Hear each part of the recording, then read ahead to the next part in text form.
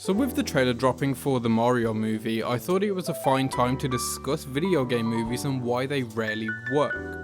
Now on the subject, I want to just give my quick thoughts on the trailer. So when I heard Illumination were going to do a Mario movie starring Chris Pratt, I, like most of the internet, wrote this off. The Super Mario Bros. On the NES is my favourite game of all time. I love nearly every 2D Mario except Mario 2, and the 3D ones are pretty great also. But honestly, it looks good. The animation looks detailed but not overly realistic, the regions look distinct and full of personality, and Jack Black of course is giving a great performance from what we can see. So yeah, I was pleasantly surprised by this teaser. With the exception of Chris Pratt's voice, everything looks pretty solid. Now Mario is in this class of gaming icon. He's the most recognizable video game character of all time. He's a true mascot of his console. Same for Sonic, same for Pikachu.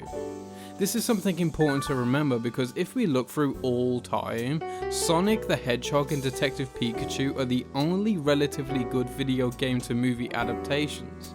Now granted, I haven't seen Angry Birds 2, so forgive me on that, but I hear it is actually pretty good. But why is that? Why don't video game movies work? Well, let's look at the first problem in my opinion. People tend to say the best video games to adapt would be video games with good narratives, since, just apply that story to a script and you have a good movie premise. The problem with this is, I disagree. See, the best narrative-driven games like Red Dead Redemption 2 or God of War take a lot of hours to complete, and a movie just simply cannot adapt those stories without taking hefty cuts that dilute the product. That's how we end up with Assassin's Creed from 2016. See, these kinds of games serve best as TV shows, like the upcoming Last of Us show, which from what we can see looks pretty good. Whereas if you had adapted that game into a movie, you cut quite a lot out of the story.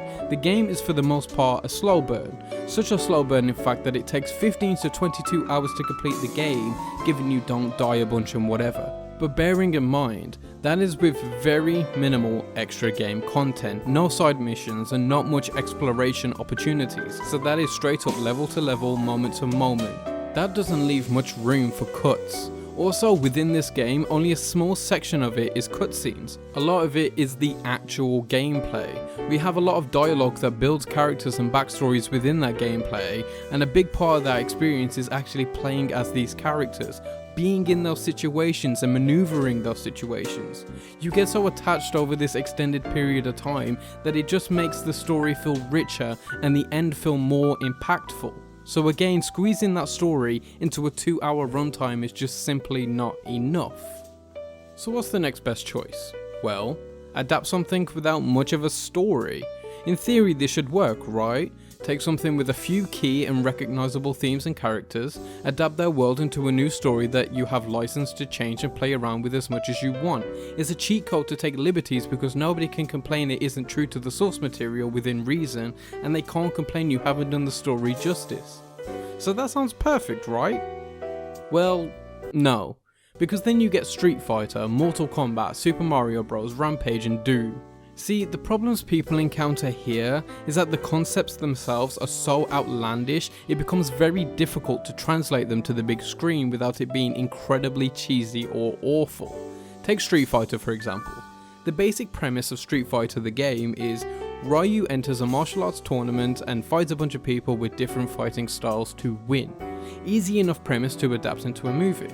Make a martial arts movie in the vein of The Karate Kid but just more brutal, a bit like Bloodsport, where Ryu enters a martial arts tournament. Add in a Ken rivalry and backstory, make the competitors like Rocky villains, all from different backgrounds, different styles, and it seems you have a fairly okay movie. It shouldn't be that hard. But here's the problem. When you have characters like Blanca, Dhalsim, M. Bison, Vega, you have a problem. Because they are such video game characters that they don't work in the live action sense. It becomes extremely goofy, so you either have to change them incredibly to fit the tone of a Chun-Li, Balrog, Ryu and Ken world, and run the risk of people being upset that you changed the characters to an unrecognizable degree, keep them as is and make your movie a fucking South Park episode, or exclude them entirely and run the risk of people being upset that you've cut their favourite characters entirely. So what do they do in real life? Well, basically none but all of that. They kinda just made everybody not their characters, made it incredibly campy, and omitted basically any ideas of the original game. However, this is not a doomed premise. I mean, it worked for Sonic. They took Sonic out of Green Hill Zone, they put him in a road trip movie, and it was pretty okay. It wasn't amazing, but it was fun and charming. They added references to the games and kept the attitude of Sonic pretty tight. They brought in Jim Carrey, who perfectly plays up the silliness of his character, and made most of the cast human, so the concept wasn't too hard for people to buy into. They had something recognizable the entire time. But the problem seeps in on the sequel, which I enjoyed quite a bit to be honest, but they kept the human characters around doing whatever bullshit, and it would have benefited from just getting rid of them almost entirely. See, we get new characters in Tails and Knuckles, but we already bought into Sonic by now, so they are great.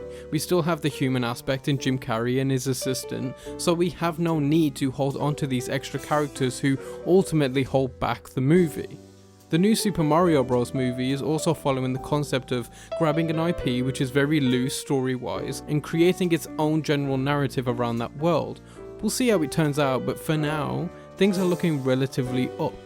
The next choice is to adapt a game with a decent enough story that has room to be adapted with liberties, but is a good enough guideline to have a ready-made premise. Games like Tomb Raider and Prince of Persia were prime for this concept, and yet we got poorly made, underwhelming schlock. This type of adaptation seems the easiest, honestly. Tomb Raider should not be a difficult adaptation, and yet we have 3 awful attempts at it. But one film that did this very well, and by far the best video game adaptation, is Detective Pikachu. The game itself is about 9 to 10 hours long, but the majority of it is just spent walking around, doing puzzles, and having encounters which aren't all too important. You know, at the end of the day, it is just a Pokemon game, but with a stronger story than usual. This is great because that leaves you with around 3 hours of good content to pick from, mess around with, and add some Hollywoodisms to, and it's pretty much ready for the big screen. The movie made a few changes, but in my opinion they were positive changes and worked to make the story better, whilst also not taking anything away from what made the original game good. It's a perfect adaptation, even if not a perfect movie. I mean, the hardest part of adapting a Pokemon game to live action is the Pokemon designs themselves, which the movie actually handles very well. So apart from a few rough jokes and a derived story, it really isn't that bad, and if anything gives kids a very fun mystery Pokemon movie. I like the film now, but I guarantee I would have loved it if I had it when I was a kid even more. The last choice of adaptation is to just not adapt the game at all. I don't mean to just not try and not make the movie, I mean take the IP and just make any old movie with it using the license to draw in fans and make a few Pokédollars. This happens quite a lot actually. Final Fantasy, The Spirits Within, Resident Evil, Silent Hill, and most recently Uncharted. The most any of these movies have attached to the original games is a few character names and maybe a few locations. In the case of Final Fantasy Spirits Within, they do absolutely none of that. It's honestly kind of crazy that they got away with doing what they did. Now, something to bear in mind with most of these movies is that they're actually kind of okay. Like, they're not good by any stretch, but they are fine.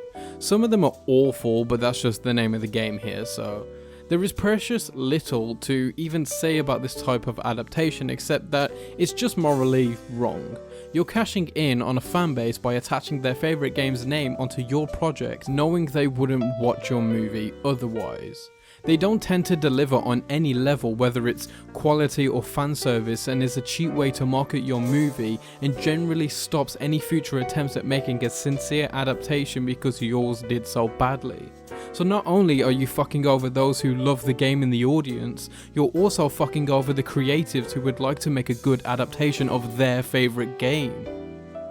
So what have we learned from all of this? I think one thing we've learned is nearly all of these styles of adapting a game is that live action is a running problem. I think adapting a game to a 3D animated movie or 2D animated movie would work so much better since we can buy into the silliness and all the kinds of stylistic choices much easier in animation form.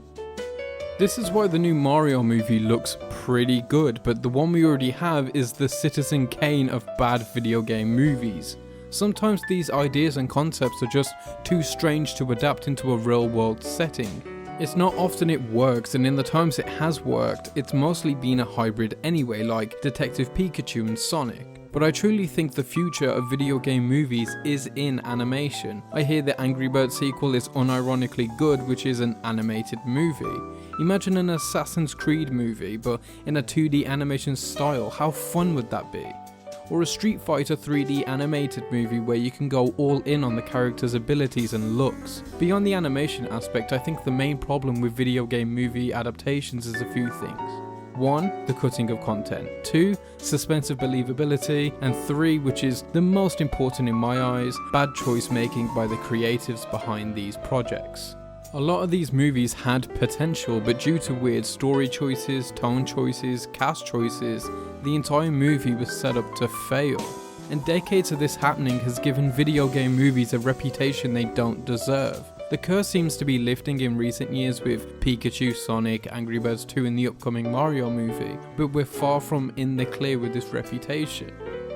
Now there are adaptations I didn't get around to talking about because they were TV shows and I wanted to focus on movies like The Witcher, Resident Evil, Castlevania, Halo and a slew of cartoon shows.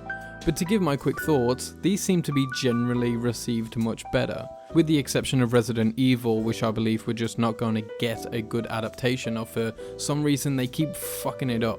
But the others are pretty well received, and I think that's heavily due to the freedom of a show format, which I already spoke on. So lastly, I'm just going to give out my thoughts on some adaptations I would like to see. I would like to see an animated show on The Legend of Zelda.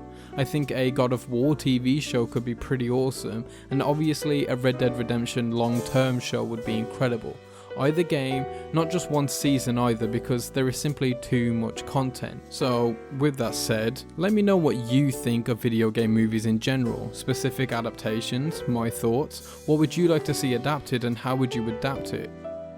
And as always, whether a video game adaptation or not, keep watching movies. Gotta go fast. 1v1!